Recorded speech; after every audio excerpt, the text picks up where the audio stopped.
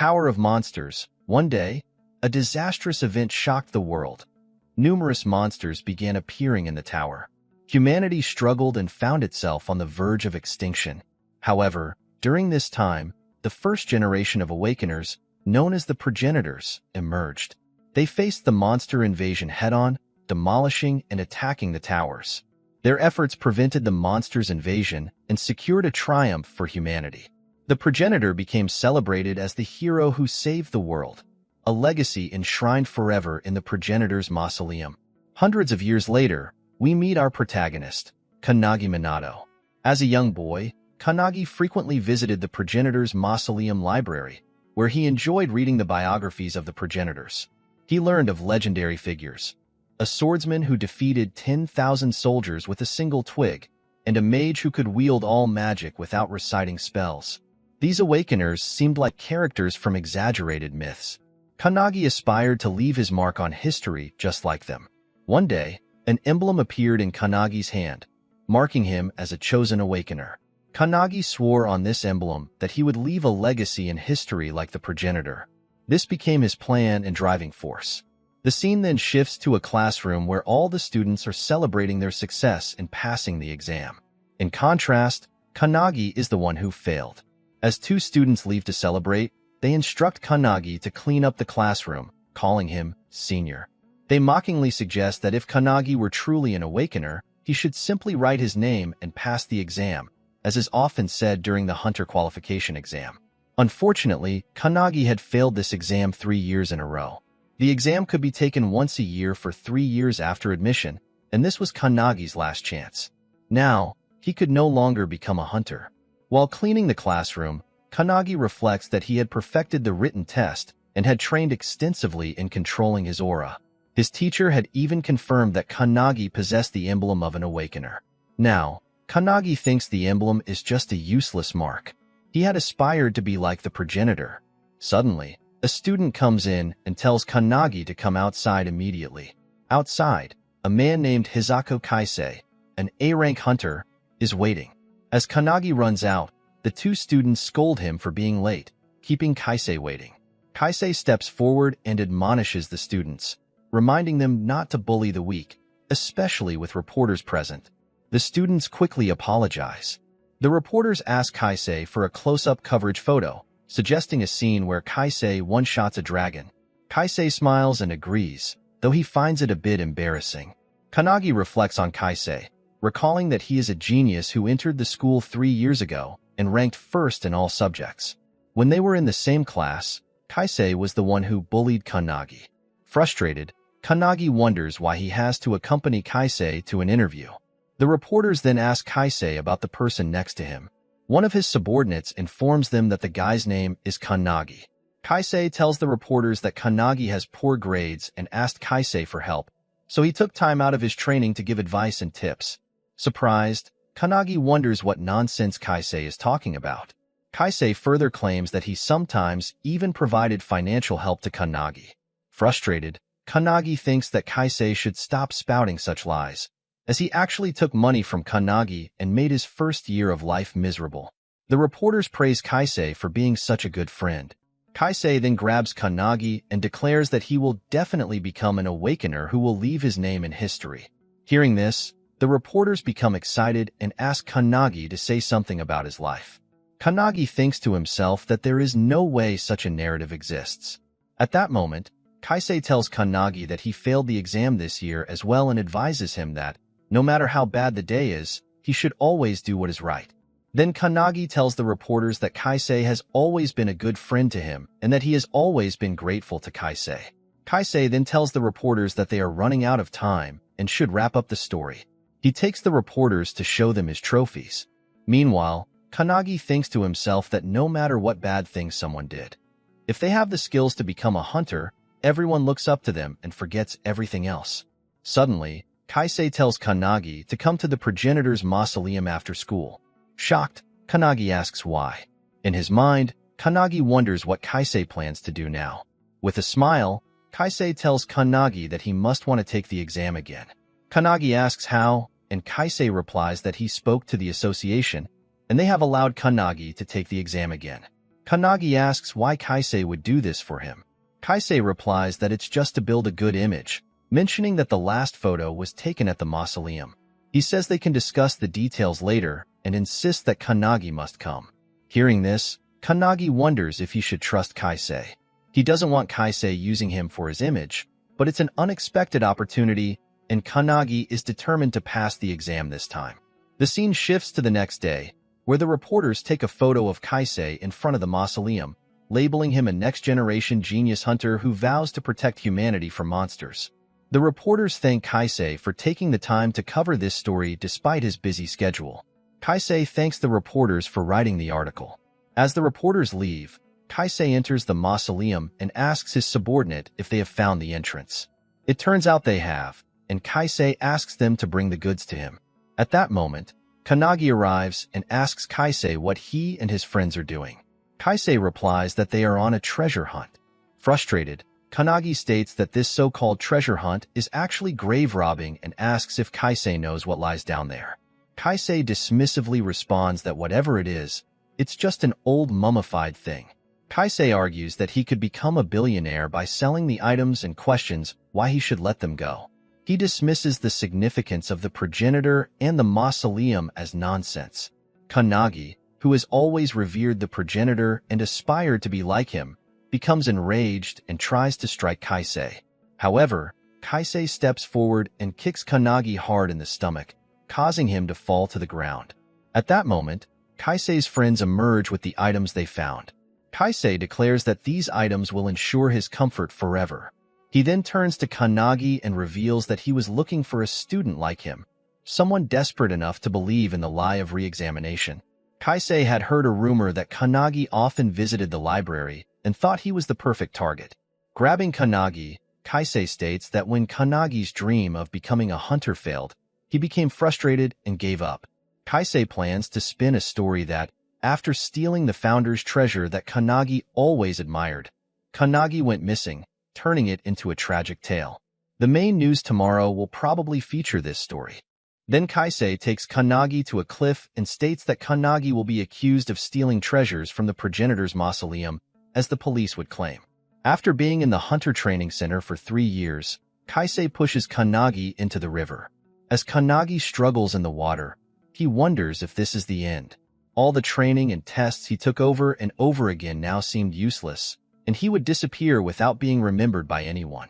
At that moment, the souls of all the previous progenitors appear before Kannagi.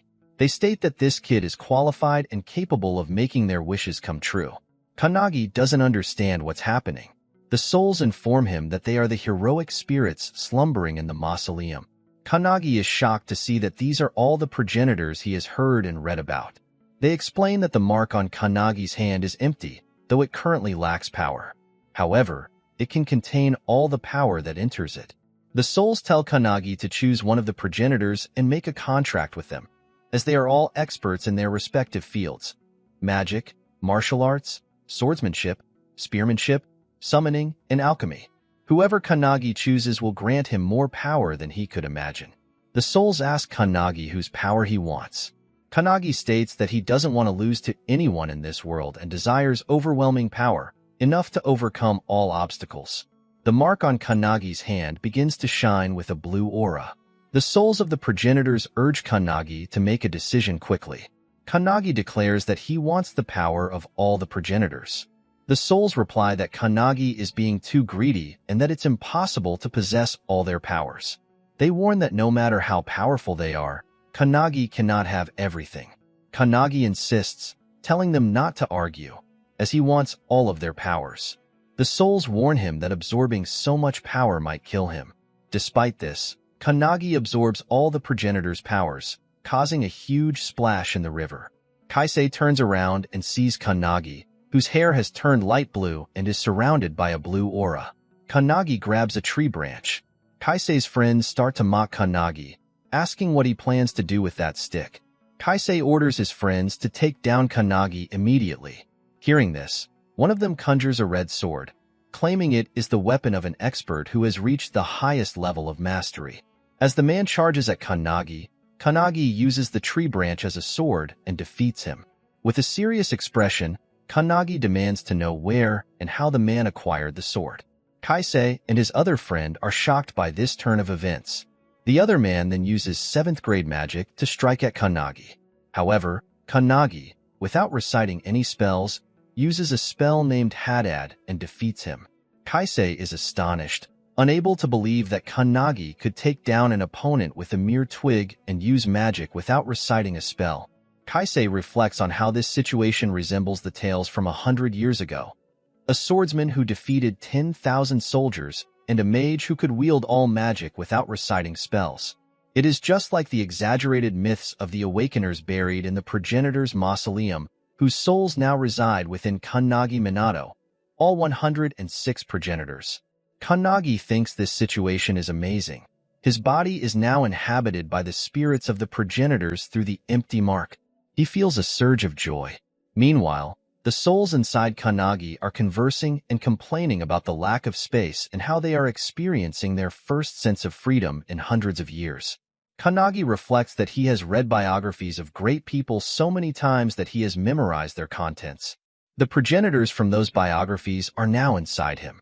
The progenitors are excited and propose a competition to see who can take over Kannagi's body. At that moment, one of the legendary progenitor's souls addresses Kannagi.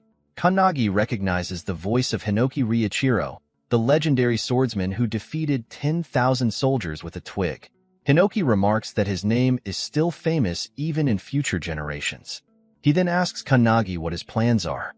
When Kannagi inquires if Hinoki is referring to Kaisei, Hinoki replies that there is something else Kannagi should be concerned about. With that, Kannagi moves forward. Seeing this, Kaisei commands to stop moving forward and prepares to strike. However, Kannagi punches Kaisei, sending him flying into a tree, which is then enveloped by a dark aura. The scene shifts to the city, where a wolf monster has emerged from the tower and is attacking. Among the crowd, a hunter defeats the wolf with a single decisive strike. The new hunters are impressed to see an A-class monster taken down with one strike, which is what they expect from an S-rank hunter. The hunter is identified as Kisaragi, an S-rank hunter. Kannagi wonders how Kaisei is faring, recalling Kaisei's previous interview where he described himself as a rising star. Kisaragi feels a sense of responsibility toward Kaisei. If Kaisei gains attention, it could increase the popularity of Kisaragi's guild as well. Suddenly, Kisaragi senses dark energy, which most of the new hunters cannot withstand. He realizes that the aura pressure is too much for B, or A-rank hunters, indicating that the threat is likely an S-class or higher monster requiring a large-scale coordinated attack. The scene then returns to the mausoleum. A dark monster emerges in front of Kannagi and Kaisei. Shocked, Kaisei is bewildered by the presence of the monster and its sudden appearance. Kannagi explains that it is because Kaisei disturbed the mausoleum, where one of the tower bosses was sealed. Hinoki tells Kannagi that among the monsters in the tower, some escaped death with dormant skills, and the monster before them is called the Bell of Nothingness. Hinoki further explains that this monster emits a poisonous aura that can incapacitate humans within a few kilometers. It was a common monster in the past, but it seems too powerful for young people today. Seeing the monster, Kaisei attempts to flee. Kannagi advises him not to move, as it would make Kaisei the monster's first target. The monster then attacks Kaisei, taking him down. Hinoki then asks Kannagi if he will completely relinquish his body to him, as Hinoki is the most powerful swordsman. In his mind, Hinoki plans to take advantage of the chaos and seize control of Kannagi's mark. Kannagi tells Hinoki that he is willing to do that. Seeing this, the other progenitors become angry with Hinoki for attempting to take over Kannagi's body. Kannagi then announces that he will allow everyone to take control of his body. The progenitors are surprised by this statement. Kannagi asserts that he will surpass them all, and in his mind, he thinks that this is a power he must overcome someday. He wants to understand its full extent, which is why he wants all the legendary progenitors to demonstrate their true powers. Hinoki is puzzled by Kannagi's determination and suggests they should proceed properly. Kannagi then attacks the monster using Hinoki's sword technique, successfully damaging parts of it. He follows up by using the powers of the other legendary progenitors, striking the monster with each of their abilities. Finally, Kannagi combines mage magic and Hinoki's sword technique to deliver a decisive strike, defeating the monster. Meanwhile, a crow watches Kannagi's fight. The scene then shifts to the city, where a man is talking on the phone. He is surprised to hear that the monster, which had been emitting such intense energy, has been defeated. The man mentions that he was heading in the direction of the monster. He then inquires if there was a powerful hunter nearby. The person on the other end of the phone explains that they found the video through their crow summon and reveals that it was a student from the Hunter Training Center who defeated the monster. The man talking on the phone is Ichihara Midori, the world's strongest awakened, and he is eager to meet Kannagi. After Ichihara defeats the monsters, he calls the director to ask if the director has reviewed the video sent via the crow. He mentions that the student, Minato Kannagi, is the one who took down the monster. However, this student had struggled to pass the hunter exam for 3 consecutive years. Ichihara expresses his disbelief and requests a favor from the director. The scene shifts to the Hunter Training Center, where students are discussing the intense aura they felt. Many students are still feeling unwell and unable to move. One student boasts to his friend that he was the one who defeated the monster. His friend dismisses this claim, noting that it has been 10 years since an S-class or higher monster appeared, and there were rumors that a student from their school was responsible for taking it down. Kannagi, walking with a stick, overhears the students discussing the events of the previous night. As he walks, a student pushes him, causing him to fall to the ground. Kannagi reflects that while it was fortunate he defeated the monster, the influence of the progenitors using their powers had an impact on him. Kannagi's whole body is shattered. Hinoki urges him to regain his composure, reminding him that he had expressed a desire to surpass the progenitors. Motivated by this, Kannagi responds affirmatively, determined to do so. Hinoki observes that the modern awakeners are significantly below the level of the progenitors, noting that their abilities are only marginally better than those of average people. He remarks that if the tower had appeared now, the world would have been destroyed instantly. As Kannagi attempts to get up, Hinoki suddenly senses great power emanating from someone within the school. Kannagi inquires about this, but Hinoki dismisses it as inconsequential. At that moment, a student approaches Kannagi and instructs him to come quickly. Kannagi apologizes, speculating that this may be related to the discharge process. At the training center, candidates are given 3 opportunities to take the hunter exam. Having exhausted his chances, Kannagi is no longer eligible to take the exam through the training center and must retake the general admission exam. The student clarifies that this situation is not about the lost opportunities, but rather an urgent re-examination that Kannagi must attend immediately. Kannagi is surprised by the news. The other students question if there is a re-examination system for the hunter exam. As Kannagi steps outside, he resolves to do his best, even though he knows it won't be perfect. The first challenge is a 100-meter run, with an average time of 3.6 seconds and the best time at 2.7 seconds. One of the students comments that Kannagi is a well-known, long-term training center student, speculating that perhaps the Hunter Association felt sympathy for him after his repeated failures and decided to give him another chance. To their astonishment, Kannagi completes the 100-meter run in just 1.6 seconds, the 3,000-meter run in 1 minute and 17 seconds, and performs 840 push-ups in 2 minutes. For the bench press, Kannagi lifts 1,280 kilograms. The students are amazed, seeing that all previous records have been shattered by more than double. They declare that Kannagi is a monster. Kannagi then asks Hinoki if the progenitors lent their strength to him for this event. Hinoki replies that no one helped Kannagi, as all the progenitors are merely observing. The scene shifts to the director's room. Ichihara's assistant shows him the current records of Kannagi Minato. Observing the records, Ichihara remarks that they are impressive. The director informs Ichihara that upon receiving the request for a re-examination, they were puzzled by the circumstances. The director adds that while Kannagi's abilities are indeed remarkable, there is a significant issue with measuring his mana. The student has scored consistently across all tests for 3 years, which suggests that Kannagi's mana is effectively 0. The director doubts the utility of getting their hopes up. Ichihara's assistant expresses skepticism about the claim of Kannagi having 0 mana. Ichihara, however, remains calm and suggests they simply observe Kannagi for now. The scene shifts to the mana measurement station. where the instructor instructs Kannagi to turn the windmill using mana for 30 seconds. The number of revolutions achieved will be recorded. Kannagi reflects that despite his efforts over the past 3 years, the windmill never seemed to move. He has never felt mana, let alone managed to control it. Kannagi realizes that it's all about the cycle. Starting from the tip of his right foot, moving around, and then returning to the tip of the right foot. He accelerates this flow through his breathing and then channels it out through the palm of his hand. As the test begins, Kannagi releases his mana, causing the windmill to start spinning.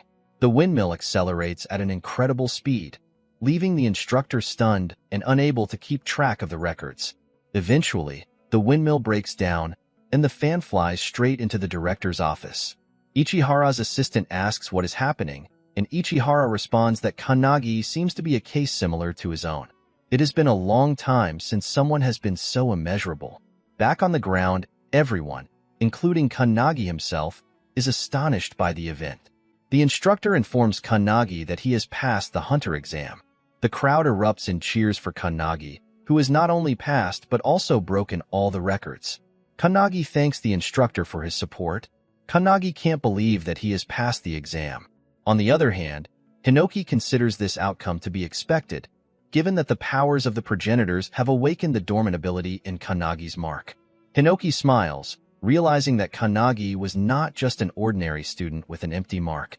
He reflects that it was worth waiting hundreds of years for this moment, and believes Kannagi might fulfill the progenitor's wishes. Suddenly, a radiant aura appears before Kannagi. Hinoki recognizes it as the same massive energy he felt earlier that morning. The figure reveals itself to be Ichihara. Kannagi is stunned to see Ichihara Midori, the strongest awakener of this era. He is puzzled as to why someone like Ichihara is present. Ichihara shakes Kannagi's hand and congratulates him on passing the hunter exam.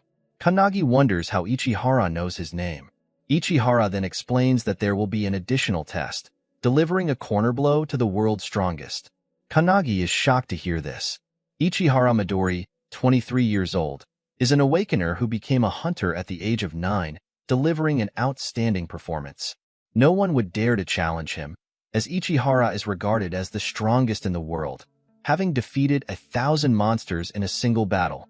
Weak monsters or hunters are overwhelmed by Ichihara's mere gaze. He single-handedly dealt with the Pandemonium incident 10 years ago and the Kyushu outbreak 5 years ago. Ichihara is a true living legend. Hinoki, excited, tells Kannagi to switch places with him. The students are astonished to see Ichihara there.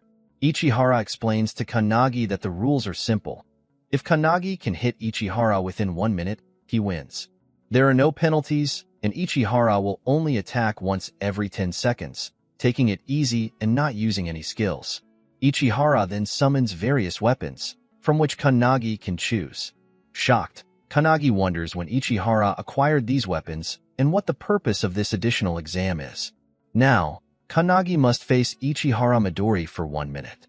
Kannagi asks Ichihara if it is permissible for him to use a weapon. Ichihara replies that it is, as his body is stronger than any sword. No matter how powerful a sword Kannagi brings, Ichihara can cut it with ease. Demonstrating his prowess, Ichihara effortlessly slices the sword in half. Kannagi is stunned by this display of skill. Hinoki, astonished, tells Kannagi to switch places with him, expressing disbelief that such a person exists, and remarks that this era is not so bad after all. Kannagi realizes that Hinoki is also excited, understanding that Ichihara's extraordinary talent has even piqued the interest of a progenitor. Kannagi knows there is little chance of winning, but resolves to give it his best effort. As the other students gather to watch the match between Ichihara and Kannagi, Hinoki, frustrated, insists that Kannagi switch with him, but Kannagi remains resolute. With the timer started by Ichihara, Kannagi grabs a sword and charges at Ichihara with full force. Hinoki wonders what Kannagi is trying to achieve. Meanwhile, Kannagi acknowledges that this approach is reckless but believes that to become a legend himself, he must test his limits against the legendary figure of this era. As Kannagi strikes at Ichihara, Ichihara effortlessly dodges the attacks while using his phone. The gathered students are astonished to see Ichihara evading Kannagi's strikes with such ease, even managing to check his phone. Kanagi continues to swing his sword from various angles, but Ichihara remains unharmed. Some students comment that nothing seems to be working, while one observes that Kanagi's strikes appear relentless. Kanagi attempts a diagonal strike, followed by left and right slashes, but Ichihara avoids each one effortlessly. Kanagi is impressed by this, noting that his body moves in sync with his thoughts and that he never seems to tire, possibly due to the progenitor's powers. He feels a significant difference in his body compared to before. At that moment, Ichihara places his finger on Kanagi's forehead and prepares to flick it. However, Kanagi manages to dodge the flick, which subsequently creates a crack in the ground. Kanagi realizes that nothing is going to be easy in this battle. Had Kanagi not avoided it, he might have sustained serious injuries. On the other hand, Ichihara finds it unusual that he cannot control his strength. Kanagi feels no real threat from Ichihara, but he realizes that if this continues, he might be in serious danger. He recalls how he managed to defeat the monster earlier and shifts his stance to strike Ichihara again. The other students are surprised to see that Kanagi has increased his speed, but Ichihara easily dodges the attack. Ichihara notes that while Kanagi's sword movements have become faster, he was far more agile when he defeated the S-class monster. The atmosphere around Kanagi seems to have changed, leading Ichihara to wonder if there is some sort of trigger condition or if Kanagi is concealing something. As it is time for Ichihara to strike, he dodges Kanagi's attack and flicks him in the chest. Kanagi is sent flying into the wall, finding the situation abnormal and perplexing, given that his opponent is the world's strongest awakener and the force of the attack was immense. If Kanagi had received such an attack in the past, he would have already been dead. He finds this experience exhilarating and can't believe how much stronger he has become. Despite his current skills, Kanagi realizes that passing this test seems unlikely. Nevertheless, he intends to fight with all his might for the remaining time. Kanagi closes the distance with Ichihara, who steps aside and apologizes, noting that Kanagi only now seems to grasp the situation. As the 30 seconds elapse, Ichihara strikes Kanagi on the neck, causing him to fall to the ground. Ichihara thinks that while Kanagi has potential, it is not yet sufficient to meet his expectations. As Ichihara prepares to leave, he is surprised to sense a dense energy emanating from Kanagi. Turning around, Ichihara notices that Kanagi's hair has turned blue again, indicating that Hinoki has swapped places with him while he was unconscious. Hinoki now has full control over Kanagi's body and suggests to Ichihara that they should continue their sparring. Ichihara, excited, realizes that this is the energy he has been sensing for a while, which caused him difficulty in controlling his strength. He wonders whether this is the result of someone else's skill or an innate ability, but there is no doubt that Kanagi has transformed into a formidable opponent. Hinoki goes for a strike, but Ichihara easily dodges it. Ichihara notes that Kanagi's movements have changed. Both his speed and power are on an entirely different level than before, and his swordsmanship has improved significantly. As Hinoki strikes with incredible speed, Ichihara continues to evade the attacks, backing off as Hinoki uses a diagonal sword strike. Despite the increased intensity, Ichihara manages to avoid the attack by ducking. The students, alarmed by the escalating combat, begin to move away from the building. Meanwhile, Ichihara observes that Kanagi's swordplay has evolved from being cautious to fluid and instinctive. It's as if Kanagi now anticipates Ichihara's movements and responds with the natural grace of flowing water, a sword that moves freely and unpredictably, like a powerful wave. As the 10-second mark approaches, Ichihara smiles and remarks that Kanagi's skill is truly worthy of defeating an S-class monster. He then goes to strike at Hinoki, but Hinoki deftly dodges the attack and counters with a sword infused with aura. Ichihara leaps into the air to avoid the strike, his agility reminiscent of Gojo. With a smile, Ichihara comments that he finds the combat truly thrilling.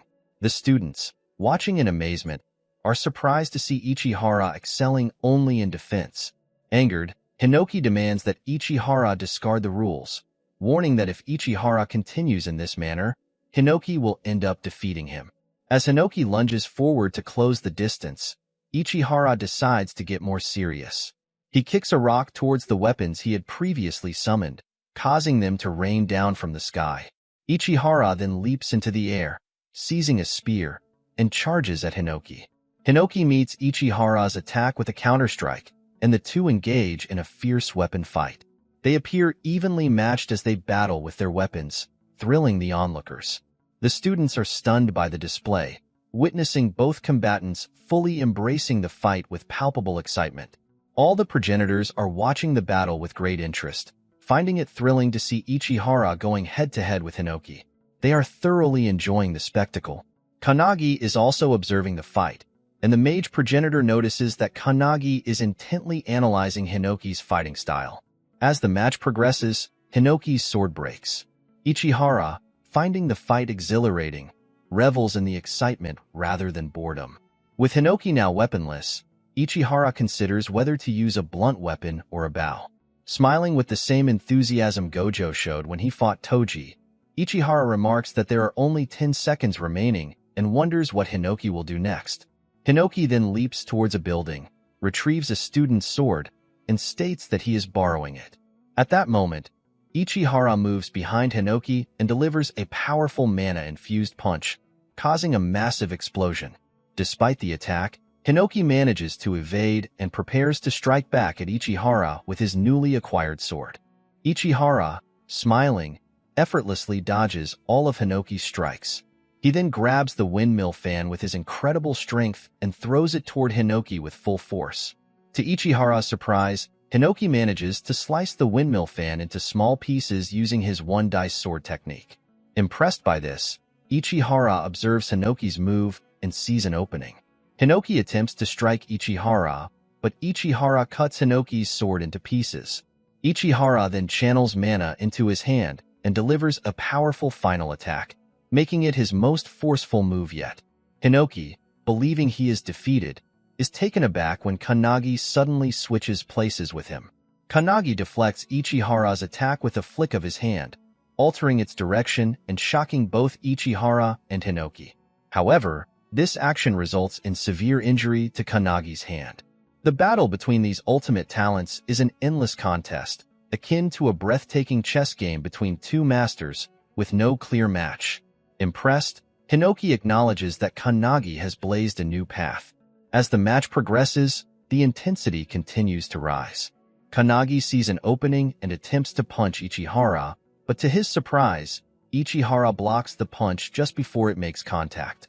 Kannagi realizes that he cannot reach Ichihara, but Ichihara places his hand on Kannagi's cheek and, smiling, informs him that he has passed the exam. As they come down, Ichihara calls for his assistant, Rin. When Rin arrives, she asks Ichihara how the exam went. Ichihara replies that Kannagi passed, and that it was an enjoyable experience. He also notes that Kannagi's arm is seriously injured and instructs Rin to treat him. The students begin to cheer for Kannagi upon hearing from Ichihara that he managed to pass the additional exam, which means Kannagi successfully landed a hit on Ichihara. Rin tells Kannagi to remain still while she tends to his arm. Surprised and grateful, Kannagi thanks Rin for her help.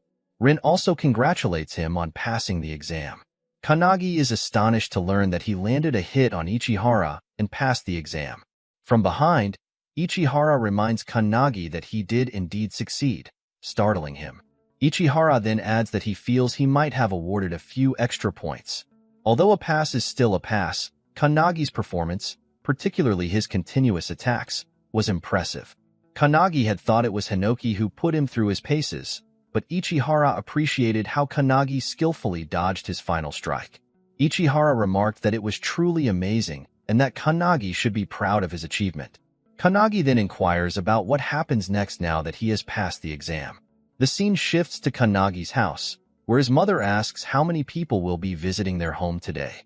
As Kannagi cleans the house, he replies that he's not sure, maybe one or two. Kannagi's mother comments that it's a lovely day, especially since Kannagi passed the hunter exam and even attracted the attention of the renowned Ichihara.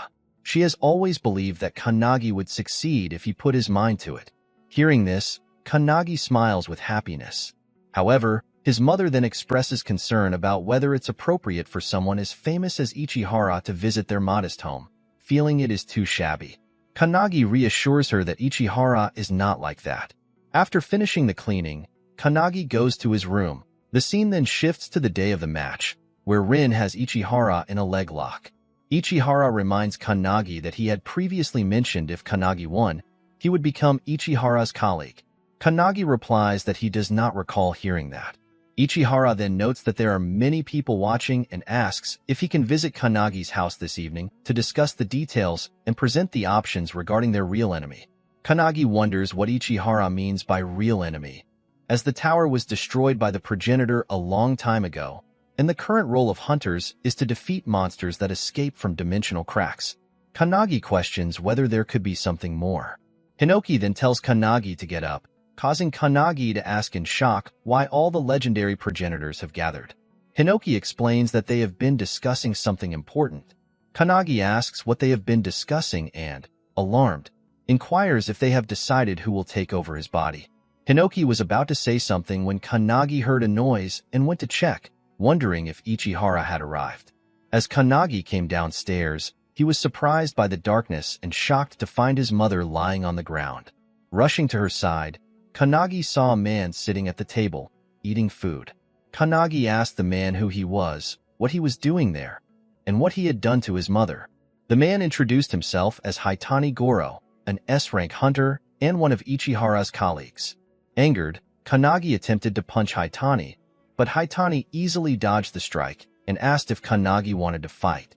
Kanagi remembered how his father had died, how his mother had raised him alone, worn old shoes to work to provide him a better life, and always made dinner for him. Filled with rage, Kanagi demanded to know what Haitani had done to his mother. Hinoki, observing the situation, remarked that Kanagi's opponent was a modern-age S-rank hunter and that the situation was advantageous. Although Hinoki could sense that Haitani was a copy of Ichihara, this fight would allow Hinoki and the other progenitors to determine what to do about Haitani. Meanwhile, Kanagi, enveloped in a blue aura, seethed with anger. Hi everyone. The main character's full name is Kanagi Midori, so in the second part, we will use our MC's surname, Midori. Richiro stands with the other founders, satisfied that from this fight, they will finally know how they, the founders, should treat Minato from now on. Goro calls our boy's angry face cute as he charges forward to attack. Minato stays focused and grabs Goro's hand, flipping him into the air. From within him, one of the founders, an elder, notices that it's his own attack being used, the one he once used while fighting the monster. In no time, Goro is thrown out of the house through the window as the wall cracks on impact. Minato walks toward him as Goro steadies himself, questioning if that was Aikido. Goro had watched Minato's fight with Midori earlier that afternoon in a video. He admits that Minato not only has tremendous presence and swordsmanship, but also great technique. Minato walks closer, saying that as an A-rank hunter, Goro is indeed sturdier than Midori. Blue energy surrounds him as he demands that Goro quickly answer what he did to his mother. Goro smiles widely and says that from Minato's words, it seems he doesn't know. Then he confesses that it was poison. Goro adds that Minato's mother was getting in his way, so he simply put her to sleep. With a smirk, he adds that if she's lucky, she might recover with only minor side effects. Minato stands still, asking why Goro would harm the family of someone who could have been his comrade. Standing face to face with Minato, Goro bursts into laughter and steps forward to attack, but Minato dodges. Goro mocks the very idea of comradeship, finding it amusing as he prepares another attack. He adds that Minato would never become their comrade. Even if he did, they would only turn him into a follower who obeys every order. A grin spreads across Goro's face as he calls Minato naive, claiming he'd surely obey the moment they held his loved ones hostage. As they fight, Goro steps on Minato's foot, but Minato instantly notices and steps back. As they face each other, Minato feels his cheek burning. Suddenly, his cheek starts turning blue, and Goro, with sharp needles emerging from his nails, says that it's already working. He explains that he has a skill allowing him to produce dozens of poisons from his body. As Goro releases another toxin, he calls the mission bothersome and says that if he wanted, he could release a deadly gas within a 5-kilometer radius, though he can't do that in the middle of the city. Goro adds that this particular poison will take Minato's life within a minute. He tells Minato that if he agrees to join their organization, he'll make the antidote, Otherwise, he'll face the consequences. Minato looks at him, thinking about the toxic gas that could affect such a wide area. He realizes that Goro must be in S rank, since for an ordinary person, this level of power would be catastrophic. As the poison starts to overwhelm him, Minato calls out to Valentine, the god of medicine. She answers from within as Minato asks if she can teach him how to detoxify the poison later. Goro steps closer, asking if the fear of death has already taken over Minato and questions what he's mumbling. Minato dodges and says that the Aikido earlier was from the god of hands, Kodo Hayoma. The realization hits Hayoma that Minato has been copying his attack from the start. Meanwhile, Minato names every single founder: the 10,000 Army Slasher Hinoki Raikiren, the Blue Spear of Destruction Shimer Classes, the Heavy Bow Margit, and others. He declares that every time he fights, he studies and remembers all of them from the records. Minato adds that the founders he has always admired now reside within him. As a result, Goro stares in confusion while Minato says he has no reason to be afraid of him. Frustrated, Goro charges forward, vowing to teach Minato what true pain feels like. Long needles extend from his nails as he claims the next toxin will make Minato beg him to stop. He attacks, but Minato narrowly avoids it, and the poison lands on a nearby tree, making it wither instantly. As Goro leans forward to attack again, he says that if Minato kneels and begs, he might offer relief with an antidote. Rushing in, Goro adds that once Minato is overtaken by pain, he'll never return to normal after losing his sanity to it. Laughing, he lunges forward. Minato steadies himself as blue energy flares around him. He prepares for the strike and unleashes the Fist of a Saint, the attack of One-Tak. The blow lands directly on Goro's chest, sending him crashing into the wall behind him. Without wasting a moment, Minato dashes forward again, using the Feet of Light, the attack of Eilerson, and kicks Goro's face, sending him flying down the street. Goro regains balance and charges once more with his sharp, needle-like weapons, but in an instant, Minato shatters them, countering with the attack of Corral, the sharp beak, striking Goro directly in the chest again. He then uses the attack of Rowan, the dragon's claw, and finally the attack of Lilac, the flipper. Minato sends Goro flying high into the sky, making Goro wonder what kind of person Minato truly is. Shocked and wounded, Goro thinks that normally, when someone is exposed to poison, their judgment becomes clouded and their movement sluggish. The toxin should already be affecting Minato's nervous system. Meanwhile, from the group, Minato looks up and uses the Magus of Truth, Meltas Silencious' attack, as golden thunder energy bursts from his hand. The sky lights up with power, making every founder stare in awe. At the same time, Riichiro confirms with the others that just after defeating the monster once, Minato is already copying all their moves, both physical and magical. Riichiro adds that he doesn't care whether Minato's power comes from the crest of nothingness or not. He still finds him fascinating. Minato sits beside his mother as everyone watches him on a screen, admitting that if he's trained by the founders, Minato will become the strongest awakener. Elsewhere, hooded men rush forward as one reminds the others not to slack off, saying that 15 organizations are already on the move to capture Minato, who fought with Midori, and adds that they need to hurry. Suddenly, Midori appears behind the man, remarking that there are too many of them. He adds that if there are 15 in total, this one should be the last, and swiftly attacks. With a snap of his fingers, a burst of green energy surges forward, neutralizing the man instantly. Meanwhile, Midori stands still and calls for Rin. On the other end, Rin responds that she's arrived and confirms that no awakeners have been detected nearby. Standing atop an electric pole, she observes that someone must have arrived before them, which confuses Midori. She explains that an S-rank hunter, Goro, the poison user, had come to visit Minato but was defeated. Soon after, Midori arrives in front of Minato's house. Clapping, he praises Minato, saying he's impressed and never expected him to actually defeat an S-rank hunter. He asks if Minato is okay and whether he was exposed to the poison. Minato scratches his cheek and admits that he was, but reassures him that both he and his mother are fine. His mother rests on the couch as, from within him, Riichiro questions what he means by fine and remarks that without Valentine's help, Minato would have been in serious danger. He then calls out to Valentine, complimenting her efficiency for finishing everything in just 5 seconds. She replies that since the one producing the poison was already there, extracting a sample and neutralizing it was quite simple.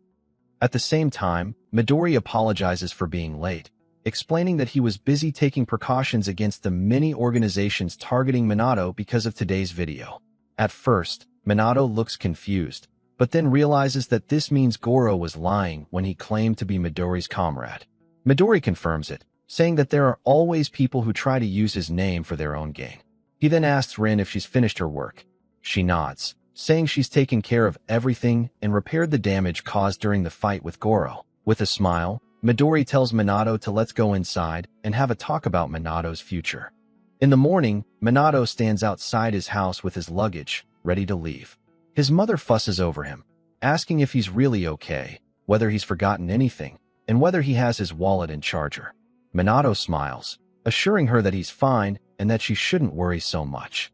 Her thoughts drift back to their conversation with Midori and Rin.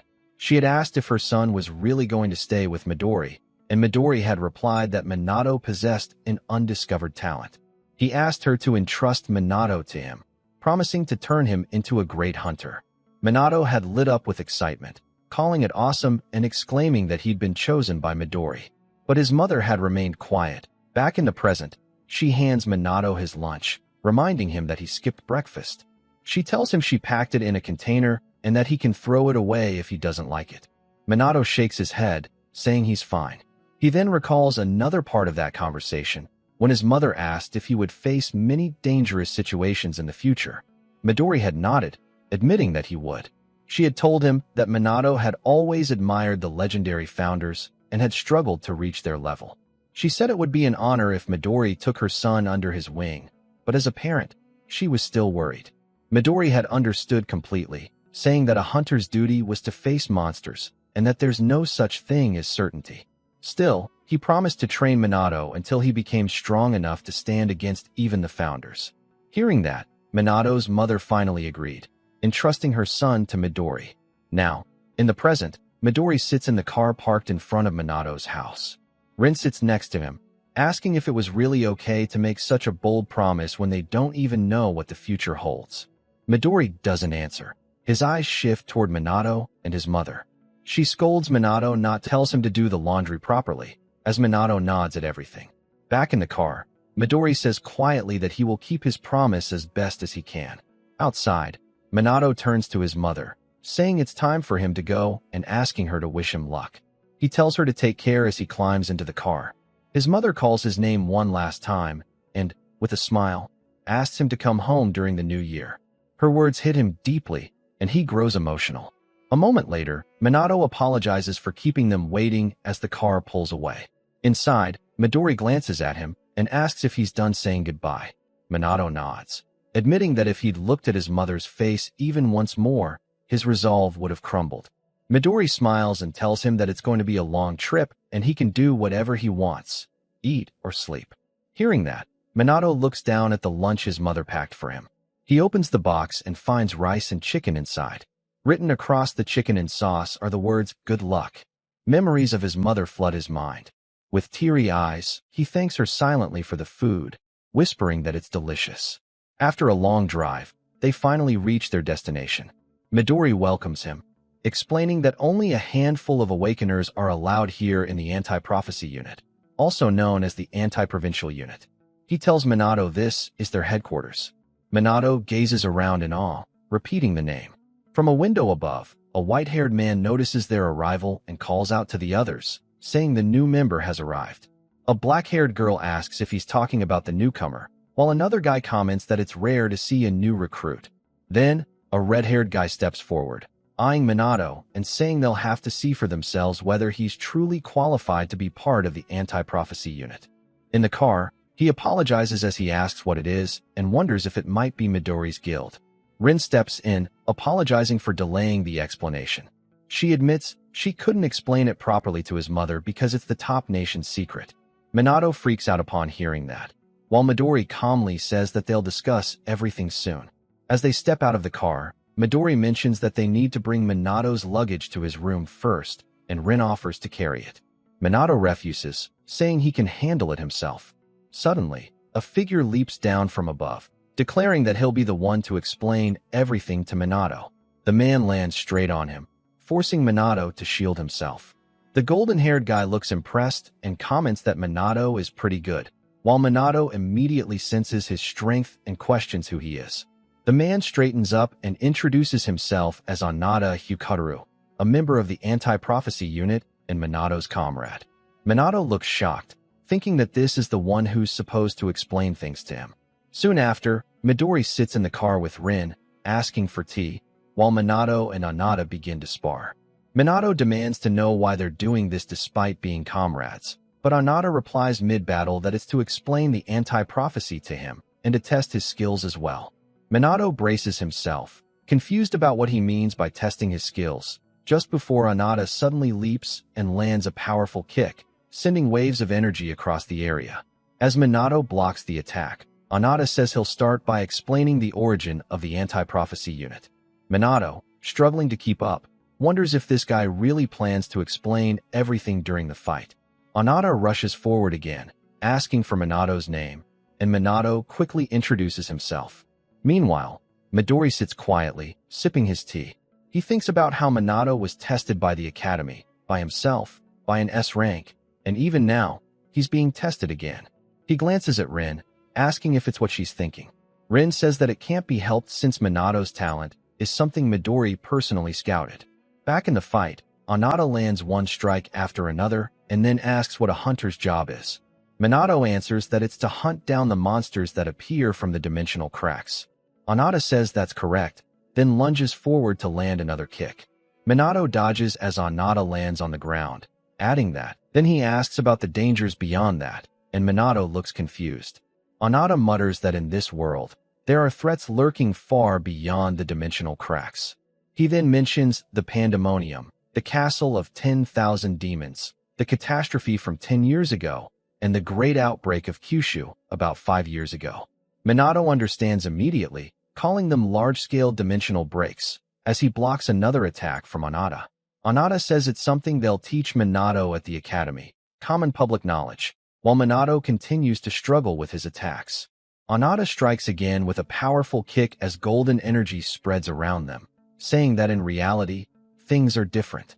His kick almost lands on Minato, but Minato manages to escape just in time, and the blow hits a nearby tree, scattering leaves everywhere.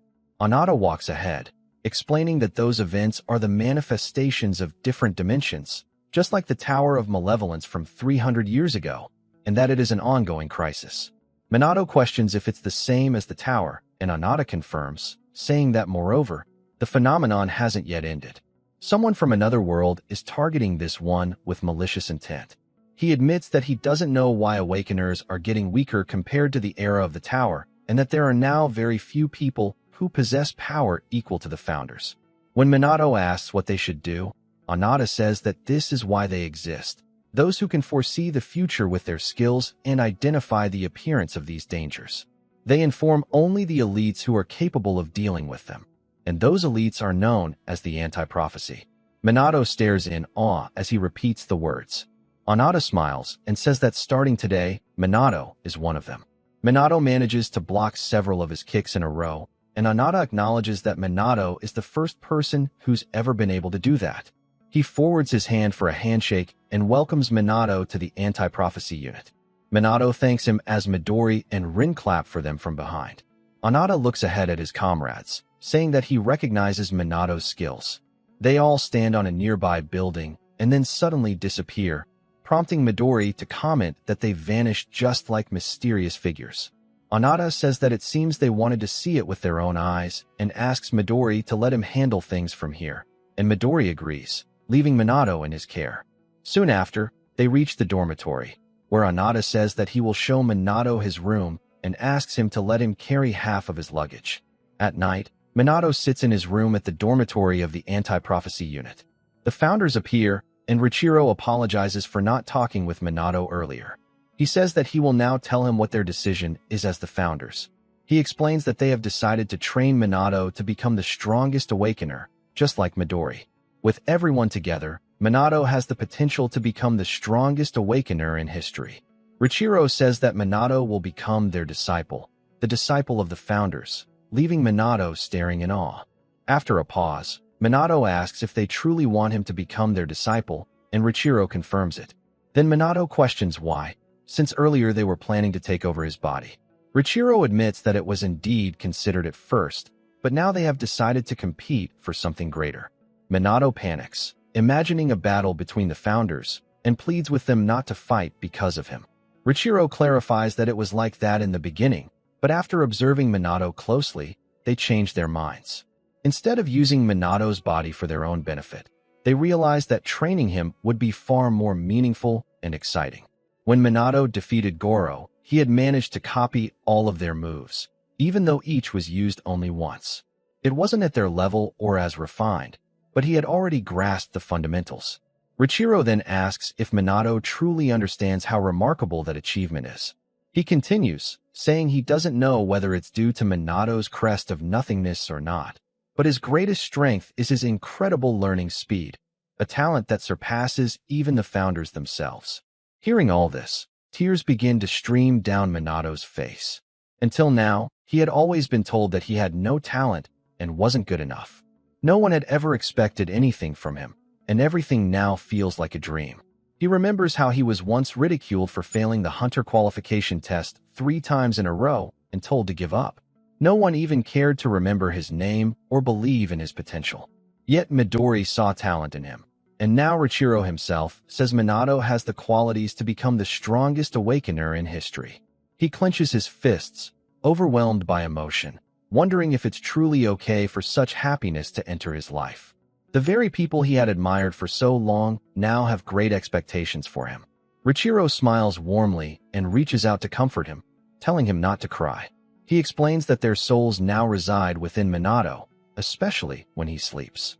Minato can use this inner space freely, unbound by time or distance. Riichiro tells him that they will provide him with the equivalent of 100 hours of training every day, training with the anti-prophecy unit in the afternoon and with the founders during his sleep at night. All the founders raise their hands in unison, declaring that they won't let him have a peaceful night's rest anymore. But Minato has already made up his mind. With tears in his eyes and determination in his heart, he shouts his agreement and bows deeply, promising to continue training with them. The next morning, Anata washes his face when Minato steps out of his room to greet him. Anata comments that Minato still looks sleepy, and Minato admits it, saying he isn't used to the routine yet. Anata nods in understanding, but as he's about to mention Minato's first official day, he suddenly senses something unusual and swiftly kicks toward him. Minato dodges easily, asking him to stop joking around so early in the morning, saying he's still tired and just wants to head to the cafeteria. Anata looks confused, realizing his kicks were faster than before. At the cafeteria of the anti-prophecy headquarters, Anata and Minato find a good spot to sit. Nearby, a black-haired girl eats silently. Anata asks if they can join her, but she doesn't respond, so they sit down anyway. Minato recognizes her as one of the comrades who appeared at the end of yesterday's fight. The girl looks at him and coldly says that he's finally here, calling him the new guy. Minato senses that she doesn't seem to welcome him. He begins to introduce himself, but she cuts him off, saying she doesn't care and doesn't even want to remember his name. Pointing her fork toward him, she adds that she'll call him by name only once she accepts him. The black-haired girl stands up, saying it's time for training and that she's taking him with her to take on a prophecy. In 1945, the first book of prophecy was discovered on the continent of Antarctica, buried 3,000 meters deep within the ice. Its writing was rough, as if penned by a child. It predicted that 80 years in the future, the world would face an attack, and it described several upcoming global disasters in vivid detail. The world chose to believe in the book. Sitting in the car with Anata, Midori, Rin, and the black-haired girl, she suddenly questions Minato, asking why he thinks people believed in the book. Minato replies that, more than that, he still doesn't even know her name. The girl responds that she has no obligation to tell him and urges him to answer the question instead. Minato says it's because the prophecies actually came true, but the girl calls him foolish. She explains that if even one of the events written in the Book of Doom were to happen, the entire world would face catastrophe, and asks if he realizes that. Minato panics and turns to Anata, asking how many prophecies there are. Anata replies that there are around 200. Shocked, Minato shouts, asking if he doesn't think the world is already doomed. From the front seat, Midori looks back and calmly says that they have already prevented around 180 of those prophecies. Amazed, Minato then repeats his earlier question, asking again why the world believed in the book in the first place. The girl explains that the explorer who discovered the Book of Doom was named Bernard Russell. The moment he opened it, he was greeted by the words written on the very first page. A flashback shows Bernard opening the ancient book, where the first page contained exact dates, times, and detailed records of the events written within it. Soon after, the group arrives at Tokyo's Sumida Ward, where a dimensional crack of intermediate level has been detected. The black-haired girl rushes forward, but an officer stops her, saying that passage through this road is restricted and asking her to leave. Minato walks beside Anata and asks if it's okay to continue since the officers told them to stop, but Anata confirms it's fine, and they proceed. The black-haired girl begins explaining as they walk. She talks about the dark side of the moon, the invasive pandemic, and the phenomenon of floating trees, each one a major crisis. She adds that the pandemonium outbreak was the one Midori himself managed to contain. Even though there were exceptions within the Book of Doom, they already knew that several other grimoires of prophecy existed across the world. To collect, analyze, and respond to such information, the anti-prophecy unit was established. She then explains using a diagram. Rank 3 prophecies involve the destruction of one or multiple regions. Rank 2 indicates a national emergency. Rank 1 refers to a crisis affecting the planet's entire environment. And finally, the most dangerous, special rank, represents the complete destruction of the world. As they continue walking, Minato asks if handling these tasks will now be their responsibility. The girl replies that it's obvious. Of course it is, now that he's part of the anti-prophecy unit. Nearby, a guard informs Kisaragi that someone is approaching. He turns and spots Anata, the girl, and Minato walking past the warning banners. Believing they are civilians, Kisaragi shouts for them to turn back, warning that the area is dangerous. Ignoring the call, the black-haired girl states that today's prophecy is a rank 3 event. The dimensional crack appears to be intermediate B rank at first glance, but it's actually an A rank 3 disaster known as Yellow Journal. She says the crack will soon expand further. Suddenly, the red glow around the crack intensifies as it splits wider, prompting Kisaragi to question what's happening. Moments later, several A-rank creatures emerge from it. Kisaragi calls out to his team to prepare for battle. The creatures overwhelm several guards, and Kisaragi yells for Minato and the others to fall back. The black-haired girl steps forward and activates her ability, Trismegistus. She touches the ground, and several ethereal weapons rise from it, flying toward the creatures attacking the guards. The weapons strike precisely, while Anata charges in as his feet glow with golden energy, swiftly taking down multiple enemies. Nearby, Kisaragi stares in disbelief, wondering who these people are, since their abilities surpass even his, despite him being in S rank. The black-haired girl tells him to retreat, saying that from their perspective, he's the civilian here. Glancing at their emblem, Kisaragi finally realizes they are government operatives. Just as the creatures are defeated, a giant figure begins to emerge from the crack. It's far stronger than before, an S+ rank being known as the Beastman, Galia Ulnir. Without hesitation, Anata and the girl rush forward to engage. Kisaragi warns them not to act recklessly, but they ignore him. Anata lands a powerful kick on the creature's head while the girl attacks from the front with her summoned weapons. However, Anata quickly realizes that his kicks are being deflected and activates his anti-physical armor. Galia lunges toward the girl, but Minato steps in, stopping the attack with his bare hand as blue energy flares around him. The ground trembles as the force disperses in a burst of light. Anata watches in awe, recognizing the move as impact shock, wondering how Minato managed to defeat an S-rank creature with a single strike. His suspicions from the morning are confirmed. Minato has become stronger in just one night.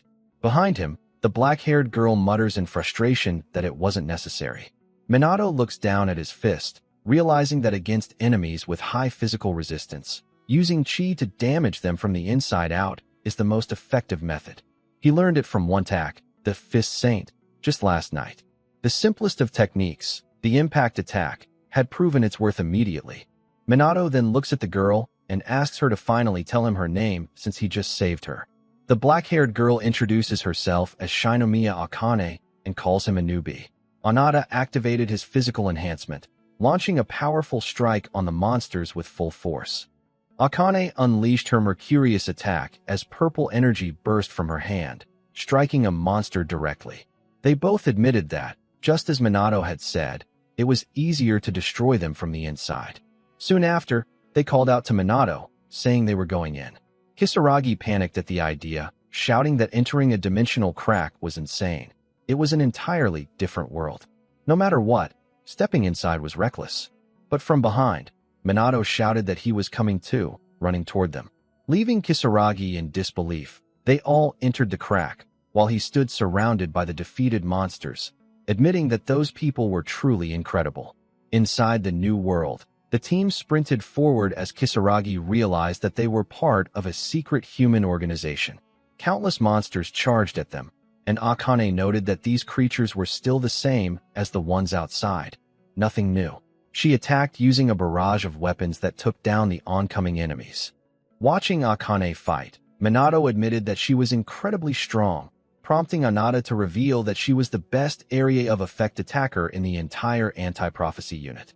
Soon after, Akane faced a giant bear-like monster, but Anata stepped in, telling her to leave it to him. The beast charged forward, but Anata dodged gracefully and countered. In a flash, he landed a series of rapid kicks, overwhelming the creature. Minato watched in awe, saying that it was amazing. Eager to learn, Minato stepped forward, imitating Anata's moves and asking if he did it correctly, which impressed him. As they moved ahead, Akane observed that the enemy numbers were dropping and wondered if they had finally reached their target. Soon, they arrived in a vast open area with a massive tunnel before them. Suddenly, a deep rumbling sound echoed from above as something enormous began to emerge. A huge monster stepped out, startling everyone. It was the boss, Blind Minotaurus, classified as SSS+++ rank. Akane stepped forward, realizing it had finally appeared, and asked if it was the ruler of this place. She unleashed her attack, Trismegistus. A golden magic circle appeared on the ground beneath the monster, and countless swords emerged, striking from every direction. While attacking, Akane explained that rule number 1 when facing a strong enemy was to use your most powerful attacks first and not give them a chance to counterattack. She added that she would go all out until she lost consciousness, leaving the finishing blow to Anata. Anata stepped up with a small laugh, saying it must be nice to have such a flashy skill like hers, and added that he understood the plan. The two stood side by side as their energies surrounded them. Watching from behind, Minato commented that their attacks were amazing, but not enough. Hearing that, Anata glared at him in confusion, while Akane asked if Minato had any complaints about her strongest attack, teasing him by calling him a newbie. Suddenly, the monster charged forward with a roar and slammed its weapon into the ground. The earth trembled and dust filled the air. When the dust cleared, they saw the creatures standing unharmed. Their attacks hadn't worked. At that moment, Kilio, the alchemist residing within Minato's consciousness, spoke up, remarking that Akane was exceptionally talented. He said her alchemy's speed, accuracy, and purity were all excellent, and it was a shame for such a gifted person to face danger at such a young age. Kilio gave her full marks for her method against an unknown enemy, but added that she had underestimated the creature's physical resistance. Blind Minotaurus, he explained, had 100% physical resistance. Hearing that, Minato asked what they should do. Kilio smiled and adjusted his glasses, while Anata, standing before the boss, commented that it indeed seemed to have high physical resistance. Akane agreed, admitting they should have brought someone skilled in magic. Following Kilio's instruction, Minato stepped forward and began channeling magic. Kilio asked to take partial control of his body for a moment to demonstrate something to Akane. A powerful energy surge erupted from Minato, striking the boss's foot. Akane watched in awe, asking how Minato was able to use the same ability as her and what exactly he had done.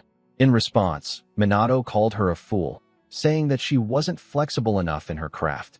He explained that to become a true alchemist, she had to master the use of substances in all 3 states of matter. As he spoke, silvery mercury began moving forward onto the monster. Minato commanded, "O Mercury, rise." The creature roared as the mercury rapidly intensified, spreading through its body. Anata and Akane watched from a distance as the concentrated energy made the air shimmer.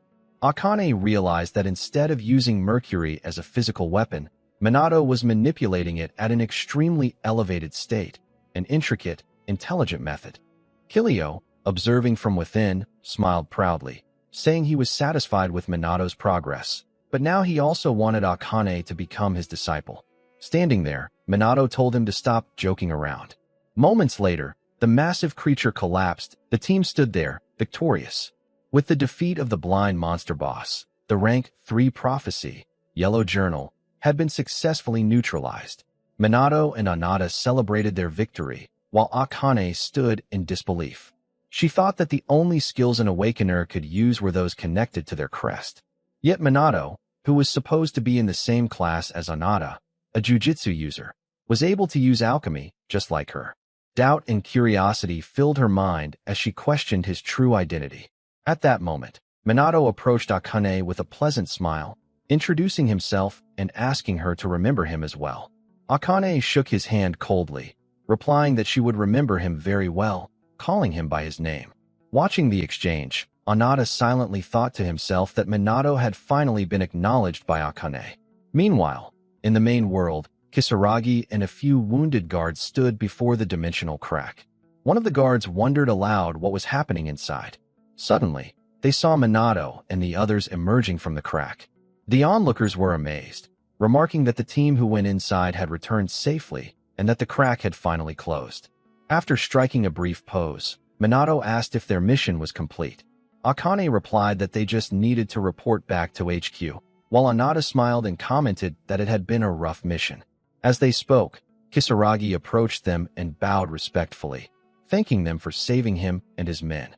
He added that he did not expect them to explain their affiliations or what had happened inside. Akane thanked him for his understanding and asked Kisaragi to include the emblem in his report later on, explaining that it would clarify everything. Kisaragi nodded in agreement and requested that they come to their aid if danger ever arose again. As they prepared to leave, Akane told him not to worry, adding that such cases were rare and that they might not meet again. She advised him to return to his normal life. As they walked away, Minato looked back, and Kisaragi smiled, murmuring that, after all, they were just civilians. On May 11th, in En Prefecture's K village, outside a quiet house, an elderly lady walked along the path. Nearby, a guard noticed something strange as red energy began to scatter in the air. Meanwhile, at the anti-prophecy headquarters, Minato and the others stepped out of the car. Akane reminded them that they still needed to write their report, while Anata mentioned that they were being summoned. Akane asked why they were being called in immediately after a mission and by whom. Soon after, inside the anti-prophecy HQ library's 3rd conference room, Akane entered and found 2 men waiting. The red-haired man remarked that they had taken quite some time just to close a rank 3 disaster. Minato immediately recognized him. He was one of the people who had shown up after his first fight with Anata. Frustrated, Akane told the red-haired man to stop acting so high and mighty since he wasn't their leader. Standing nearby, Anata urged them both to calm down and turned to Director Kurihara, asking what he needed from them. They all took their seats as Director Kurihara began the briefing. He asked them to watch something and played a video sent by the analysis team. The footage showed a glowing red piece of charcoal, prompting Akane to ask what it was.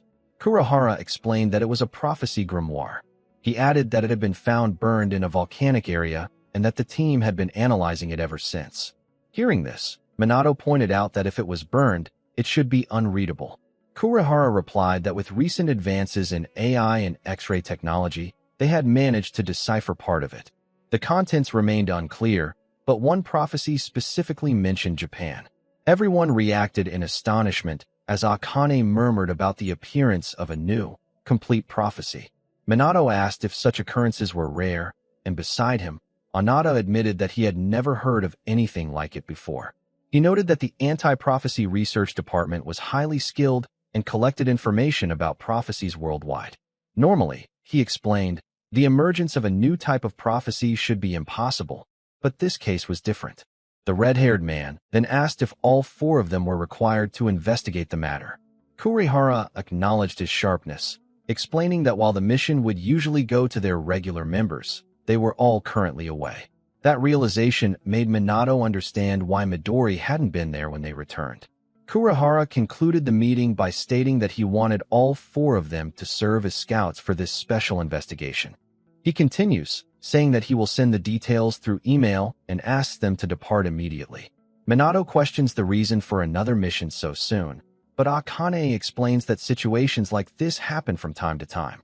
Anata steps in, saying that Minato will get used to it soon, while Minato thinks to himself that since the fate of the world is at stake, it's only natural. The red-haired man places his hand on the desk and declares that he, Shinji, along with 3 subcoordinates, will accept the mission.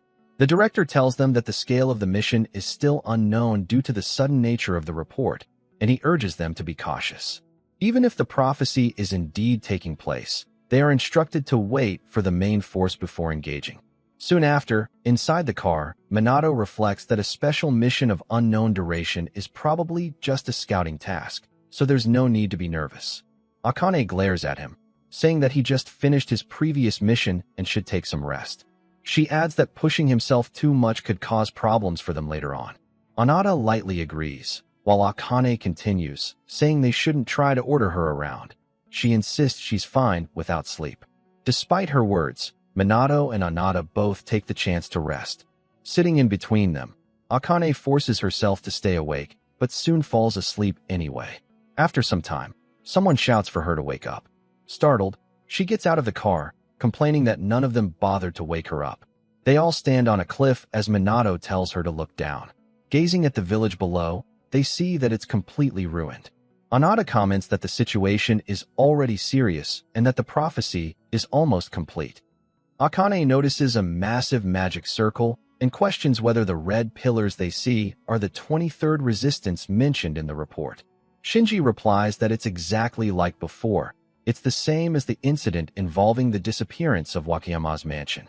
He explains that 30 years ago, during that prophecy, a dimensional rift nearly opened, and it was a very close call. As he speaks, the red pillars begin to glow, prompting Akane to say they have to move quickly. Standing there, Anata asks what they should do, and Shinji responds that they have to stop it. Hearing that, Akane questions whether he's planning to ignore the director's instructions to wait for the main force. As they argue, they suddenly sense a surge of blue energy. When they turn around, they see Minato surrounded by powerful blue light as he calmly asks if they can move out now. Amazed, Anata remarks that Minato is even stronger than he was this morning, while Shinji adds that it seems Minato won't slow them down. Shinji then rushes forward, telling the others to follow. As they descend the cliff, Akane shouts for him not to be so reckless and to stop giving them orders. Meanwhile, known as the Founder, comments on the nostalgic scent in the air, while Richiro replies that they've encountered it many times throughout their life. Suddenly, a grave begins to glow red, and a hand bursts forth from the ground. Watching this, Richiro murmurs that it's the scent of a forbidden technique. An awakener named Bamdu Shurjima, leader of the Dark Magus, once caused mass destruction during a time of peace. He was later defeated by the Onmyoji, but he left behind a forbidden technique. This technique involved a magic circle that used living beings as a source of power. His final goal was to return and bring destruction to the world. In the present, a mission begins to investigate and stop a new prophecy linked to extreme heat. Shurjima appears again, though his full power is unclear. He questions whether the sacrifice was enough to restore him completely. As Minato and his team move in to attack, Shurjima senses them and uses his dark art, releasing powerful energy across the area. Minato avoids the attack, while his teammates are caught in it but manage to recover. Minato warns his allies as hidden magic circles appear beneath them. Dark hands emerge, trying to trap them in place. Some of the team struggle to move as Shurjima controls the battlefield with ease. He watches calmly and avoids Minato's attacks, noting that Minato has potential but lacks experience. During the fight, Minato activates a powerful ability and strikes with a lightning attack, but Shurajima withstands it without damage. Another teammate joins the fight and uses multiple techniques to pressure Shurajima, but he continues to defend himself with confidence. He even blocks attacks with his bare hands, showing his overwhelming strength. Minato realizes that Shurajima is unlike any opponent he has faced before. His power feels endless and difficult to match. While Minato considers his next move, his teammates continue to engage the enemy and deal with summoned creatures. The battlefield becomes chaotic as more enemies appear. Shurajima focuses on fighting one opponent, but is interrupted when Minato steps in. Working together, the team begins to coordinate their attacks. Minato lands a direct hit, forcing Shurajima back. He then tells his teammate that fighting alone is too dangerous and suggests they join forces. The team prepares to face Shurajima together, determined to overcome the threat. Minato stands beside Shurajin, who notices that even Akane and Anata could not defeat the skeleton demons, while Minato cleared them instantly. Shurajin questions Minato's identity, but refuses his offer to fight together, insisting he will defeat Shurajima alone. As they argue, Shurajima suddenly charges forward, his hands glowing with energy. Shurajin intercepts him and strikes, but the impact reaches Minato, sending him crashing into a tree.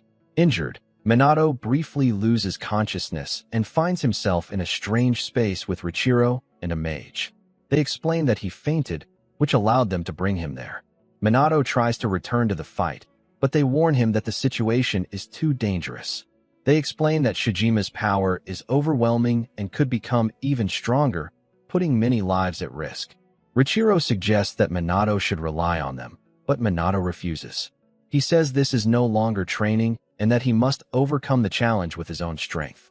Richiro accepts his decision and encourages him to use everything he has learned. Minato thanks them and steps forward with renewed determination. Back on the battlefield, Shurajima continues to overwhelm Shurajin and mocks his efforts. He strikes Shurajin and prepares a final attack. At that moment, Minato returns. He catches Shurajin's sword and says he will borrow it. Seeing him, Shurajin regains his focus. Shurajima releases a powerful attack, but Minato counters it using a one-handed sword technique. Their attacks collide, and Minato pushes through, forcing Shurajima back. Shurajima is surprised and questions who Minato really is. Minato calmly introduces himself and declares that he will surpass even the founders. Richiro and the mage watch from a distance as the mage asks if Minato can defeat Shurajima. Richiro replies that they can only observe. He believes Minato is not careless and may have gained something new from his training. Back in the fight, Minato moves forward with his sword and begins to land clean strikes. His attacks start to affect Shurajima, who questions his identity. Nearby, Shurajin watches while injured and remembers how he refused Minato's offer to fight together.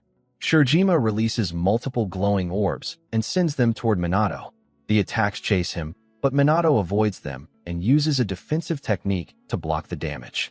He then moves quickly through the battlefield and attempts to strike from behind, but Shurajima senses it and counters. The battle continues as both sides exchange attacks. Minato steadies himself and recalls the fundamentals taught by his mentors. With renewed focus, he steps forward again, combining his skills in swordsmanship, movement, and magic. His growth becomes clear as he pushes beyond his limits. Shurajima responds by summoning a massive skeleton and declares that Minato's efforts are not enough. The creature attacks, and the situation becomes critical. For a moment, Minato stands still and accepts that his current strength may not be enough. He closes his eyes and remembers his training. He recalls the basics of magic and the principles of swordsmanship. He understands that he must act without hesitation and focus completely on his target. Minato opens his eyes, his resolve clear. With a final step forward, he uses his technique, Blazing Fireblade. The attack lands with precision and brings the battle to an end. The attack overwhelms the battlefield, drawing shock from the observers. Richiro and the mage realize that Minato is adapting and combining multiple skills in ways they did not expect. They begin to question how far his abilities can grow. Meanwhile, Shurajima survives the attack and confirms that it was close to fatal. As he prepares to counter, Shurajin intervenes and strikes him down with a precise attack, ending the threat. With Shurajima defeated, Shurjin catches Minato as he collapses from exhaustion. In the aftermath, Shurjin reflects on his past and the loneliness he once felt. He quietly acknowledges that while strength can be gained alone, it often comes with isolation. The barriers surrounding the battlefield begins to collapse, and the team quickly assesses the danger of the remaining energy buildup. They conclude that only a combined full power attack can stabilize the situation. Despite their condition, the team prepares to act. Minato regains consciousness and rises, joining the effort once again. He uses Richiro's one-handed sword-style technique, splitting cloud, releasing a powerful surge of energy. From a distance, observers notice the collapsing barrier and the rising energy. The Suu squad captain, Suu Makoto, watches calmly and recognizes the precision of Minato's technique, noting that there is no hesitation in his attack. The sky is clear as a plane flies through Peru's airspace in complete silence. Makoto receives a report from Suu Makoto. A new member, Kannagi Minato, has successfully stopped an unknown prophecy. Makoto is impressed and realizes the team has grown stronger. Inside the aircraft, a girl in a black coat gives orders as the pilots guide the plane toward a massive monster in the sky. The creature, known as the sun has set, is a high-rank prophecy linked to a dangerous infection called Ishtam. It appears as a giant woman with a white hood and long hair, radiating intense power. The plane heads straight toward it. Makoto stands on top of the aircraft and declares he will end the threat, activating his ability, Divine Wind Turbulence. At the anti-prophecy headquarters, Kannagi Minato wakes up in a hospital bed. A nurse checks on him and says he has been unconscious since the mission ended. Minato confirms this and feels frustrated that he could not reach the special space of the founders. The nurse reveals Suu is sitting nearby and then leaves. Minato asks about his friends, Hiko and Akane, and learns they are training harder because they feel they failed during the mission. The mood turns serious as Suu questions Minato's true identity, pointing out his overwhelming strength and unknown abilities. Before Minato can answer, Captain Suu Makoto enters. He attacks suddenly, but Minato avoids it. Makoto then says it was a test and invites Minato to join his South Squad temporarily after his performance in the recent disaster. Minato is surprised, but the offer angers Suu, who is Makoto's younger brother. Despite being the captain's brother, he has never been allowed to join the squad. Makoto tells Minato to follow him for a briefing, and they leave the room, while the brother remains behind, frustrated. Later, in a training area, Hiko and Akane struggle during practice and admit they cannot reach Minato's level. The door opens as Makoto arrives with gifts and says he has returned from Peru. When he mentions he will stay for a week, they immediately ask him to train them because they do not want to fall behind Minato. Makoto is surprised by their determination and realizes how much Minato has inspired them. At that moment, Suu enters the room and declares he will train with them as well. His presence strengthens their resolve, as all of them push forward under the growing influence of Kannagi Minato.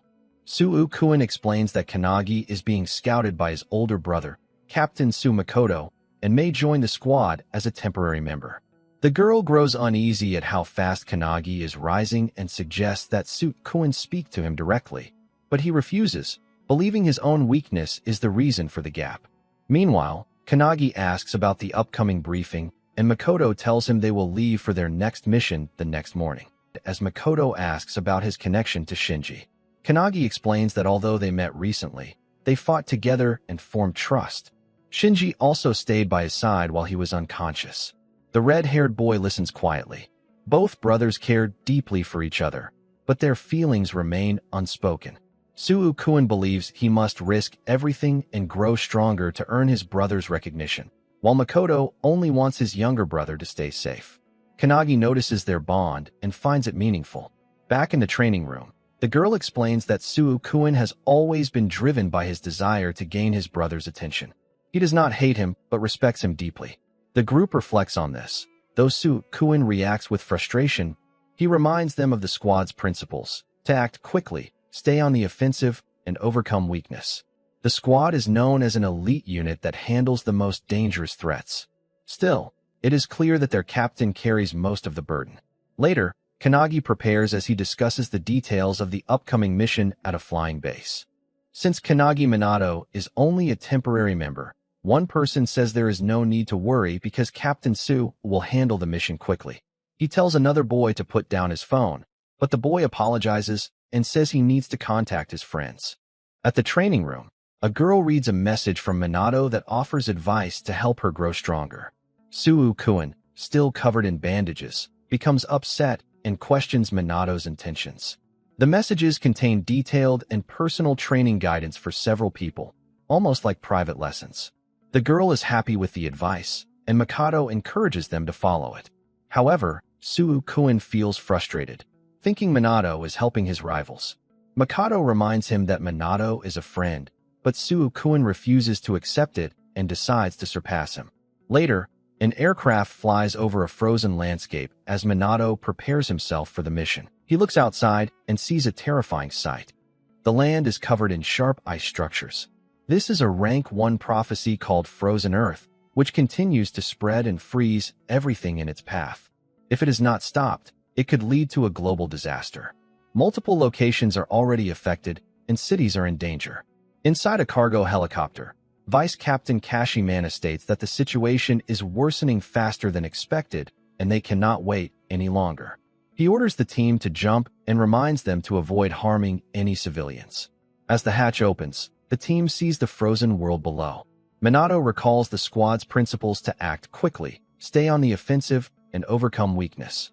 He remembers his last battle and his reliance on others, but this time he is determined to improve. One by one, the team jumps from the helicopter.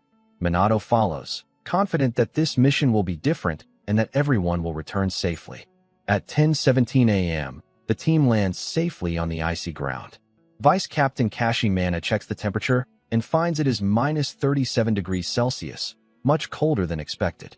Koriyama remarks that awakeners can handle harsh conditions, but the area is large, and they may need to set up camp. Kanagi Minato asks about the prophecy, and Koriyama explains that Frozen Earth is not recorded in any book. It was predicted using a special scale, making it the first identified rank 1 prophecy. That is why the Su'u squad, known for handling the most dangerous threats, was assigned to this mission. The vice captain notices Minato's tension and advises him to stay cautious, while also reminding Koriyama not to become too relaxed. Suddenly, Koriyama detects enemy movement about 200 meters away. In an instant, Captain Makoto moves ahead to investigate and finds a group of powerful monsters. He reports their strength, and the team prepares for battle. The fight begins immediately as the monsters charge. Minato watches in awe as the squad displays exceptional coordination and skill. Captain Su'u engages a powerful enemy with ease, while Minato joins the fight and defeats his opponent using his energy ability.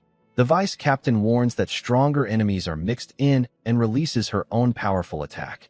The battle continues as waves of enemies approach. During the fight, Minato notices a strange blue light coming from a large glowing structure in the distance and realizes it may be their true target. After the battle, Koriyama checks his equipment and reports that the main threat is not within range, meaning they will need to stay overnight. Later, Minato sits by a campfire and practices, trying to understand a new technique and combine his abilities. As he focuses, Captain Makoto appears behind him quietly, surprising him. Makoto comments on his dedication and asks if he interrupted. Minato says no, though he is startled. Makoto then casually mentions that he wishes he could return home for a moment. When Minato asks why, Makoto explains that he simply misses home, leaving Minato puzzled by the sudden comment. Soon, Captain Su calls them back and tells them to return to camp as they will leave early the next morning. That night, the squad rests without knowing what is happening elsewhere. In another area near a mountain, a man warns someone not to go further, saying it is dangerous. The other person calmly replies that he is an awakener on a mission to fulfill a prophecy. He continues forward toward the mountain, determined to complete his task. In a quiet space within his mind, Kanagi Minato trains while his body rests. This inner world is his personal realm. Tonight, he practices archery to sharpen his focus. His instructor, Hamely Bo Margit, tells him to maintain constant concentration because danger can appear at any moment. The training is intense, but necessary. Kanagi asks why they are not practicing swordsmanship. A third figure, Malsteas Silentia, explains that each skill is trained in turn. They note that Kannagi has improved and can now stay focused despite distractions.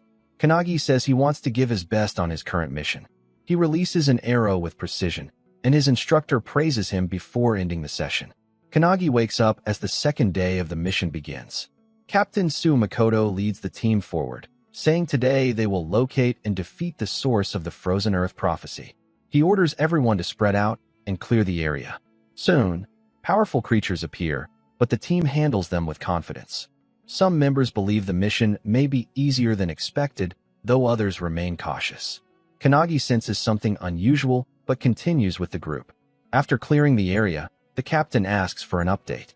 Koriyama checks his radar and reports a strong energy signal approaching from about 2,000 meters away.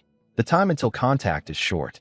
Moments later, the main enemy appears, in an overwhelming presence.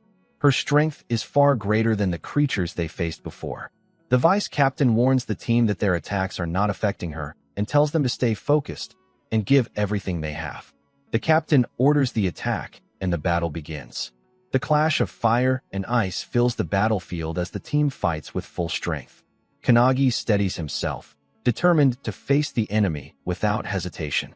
Kannagi uses his strongest attack and puts all his effort into it, but it has no effect. The boss is far too powerful. Koriyama quickly asks if Minato is still alive, and Minato confirms he is fine, though the situation was dangerous. The vice captain explains that this overwhelming strength is the reason the prophecy is ranked so high. She tells the captain they will rely on him, and the rest of the team begins to pull back. Kannagi agrees, realizing they would only get in the way. The boss attacks the captain with two long swords, showing great speed and power. The captain responds with skill, even managing to cut a strand of her hair. She acknowledges his strength. The vice captain remarks that the squad is often called a one-man army, and Kannagi finally understands why. Inside his mind, Kannagi hears a voice urging him to fight, but he refuses. He wants the team to face this battle on their own if possible. The captain declares that he will finish the fight and orders a barrier to be deployed. A powerful shield forms around them as he unleashes his ultimate ability, Red Dragon God Emperor. Kannagi is stunned by the sheer power, realizing that without the barrier, they would not have survived. He sees how far the captain's skill surpasses his own and feels inspired to improve. The team looks toward the captain, but the situation suddenly changes. His arm has been severely injured during the final clash. Everyone is left in shock, and Kannagi can only react with concern as the mission takes a serious turn. Everyone is shocked as Makoto is badly injured, yet he continues to stand. The team is overwhelmed as the situation worsens. Kannagi looks toward Koriyama, who is in critical condition. The captain realizes what has happened and is filled with grief, but there is no time to stop. The enemy's attacks grow stronger, forcing the team to retreat and protect themselves. It becomes clear that the enemy's ability cannot be blocked, even by their defenses, and it strikes from an unseen distance. The captain gathers his strength as a powerful energy surrounds him. The team understands that the enemy is not only strong, but also capable of recovering from damage. With their numbers reduced, the situation becomes even more difficult. The captain orders Kannagi to move, but Kannagi is frozen for a moment, struggling with the weight of the situation. He wishes he could save his fallen teammates, but he realizes that is not possible. Kannagi steadies himself and stands with renewed determination. He decides that he will finish the mission and protect those who remain. Working together, they analyze the attack and realize it must have come from beyond the range of Koriyama's detection. Using this information, the captain focuses his senses and locates the enemy from a great distance. Despite his injuries, he regains his resolve and promises that the loss of his team members will not be in vain. The captain unleashes his power, declaring Crimson Light. From a distance, the enemy acknowledges his strength and comments that only the captain of the Stormlord squad could locate him so quickly. The enemy notes that his defensive measures were destroyed by the attack. He moves in, declaring that the battle is only meaningful if the captain is killed. The captain draws his sword, but the enemy is faster and destroys it in a single strike. Despite his injuries, the captain grows more intense, his power rising with his anger. The enemy also releases a dark and overwhelming energy, stating that the captain's efforts are useless. The captain questions why the enemy held back earlier and analyzes the situation, realizing the enemy possesses an ability capable of destroying everything it touches. He concludes that such a power cannot be used freely. The yellow-haired boy responds that both sides are fighting at a similar level of power, but the captain is currently at a disadvantage. He explains that the captain is pushing his body beyond its limits using a technique that risks his own life. The boy then activates his own dark power, declaring that he will not hold back. The captain refuses to retreat. He declares that he will fight until the end with everything he has. On the ground, Kannagi feels helpless and asks for help from his trainer, who silently acknowledges the situation. The vice captain observes the enemy and realizes it is growing stronger. He admits he cannot defeat it alone. Looking at Kannagi, he notices that Kannagi has lost his will to fight after the deaths of his comrades. However, Kannagi's condition begins to change. A new energy awakens within him, and his determination returns. The vice captain is surprised, and Kannagi prepares to rejoin the battle. He regains confidence, inspired by his training and teammates. Meanwhile, the captain continues his intense battle against the enemy. He unleashes his scarlet blaze again, but the opponent responds with frustration, noting that the captain's power is returning. The captain pushes forward despite his injuries and manages to land a strike. The enemy remains calm and explains that the injury will not change the outcome. He reveals that he anticipated the captain would close the distance and planned accordingly. He also states that the captain is predictable and already destined to lose. He mentions a mysterious book, known as the Book of Doom, and questions whether there exists an organization that seeks to fulfill prophecies rather than prevent them. The captain is shocked by this revelation. The enemy then reveals his identity as one of the 12 apostles of the apocalypse, specifically the Apostle of Darkness. He declares that he will be the one to fulfill the prophecy. The captain demands to know why he would choose destruction. The boy asks if the captain would spare him if he stopped. The captain rejects the idea and insists he can still win. Despite his determination, his body is already at its limit and his mana is exhausted. Still, he refuses to give up and calls this his final chance. He attempts a last move, but the enemy strikes him down with a powerful blow, sending him crashing into the rocks. The captain is severely injured and struggles to understand the difference in their strength. The enemy explains that he used a rare healing item. The captain realizes that such healing items are extremely rare and heavily controlled due to their power. Despite this, the enemy is using one freely, which surprises him. Another attack lands, leaving the captain unable to continue. As he lies in the dust, the enemy declares that the battle is over. But the captain weakly responds that he is still alive and still has something to protect. Memories of his past and his brother come to his mind. He accepts his responsibility and makes a silent resolve to protect what matters to him. The enemy bids him farewell, using his real name. At that moment, reinforcements arrive. Kannagi's trainer steps forward and confronts the enemy, asking if he is responsible for the suffering of their student. The captain stirs and slowly pushes himself up, struggling to kneel. He whispers Kannagi's name in confusion, but realizes it is not Kannagi he is seeing. The 12th apostle also notices the change in Kannagi Minato. The boy no longer feels like an easy target, but a dangerous presence that must not be underestimated. The apostle chooses not to move and instead threatens to kill the captain if Kannagi makes a single move, admitting he failed to notice the incoming attack. Kannagi holds a strong sword and strikes, but it is blocked and the weapon quickly becomes ineffective. The trainer notes that he did not expect it to fail so quickly, then unleashes his power as spectral weapons fill the sky and are shared with the team. He orders everyone to attack, while another identifies the ability as reversal, a rare skill that restores damage continuously for a limited time.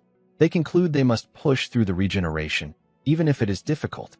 Weapons fly toward the enemy as the team focuses on overwhelming him. They decide the only way forward is to defeat him repeatedly until he can no longer recover.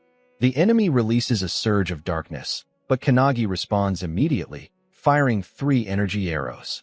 The battle intensifies as both sides exchange continuous attacks. The team keeps pressing forward with coordinated strikes, trying to outpace the regeneration.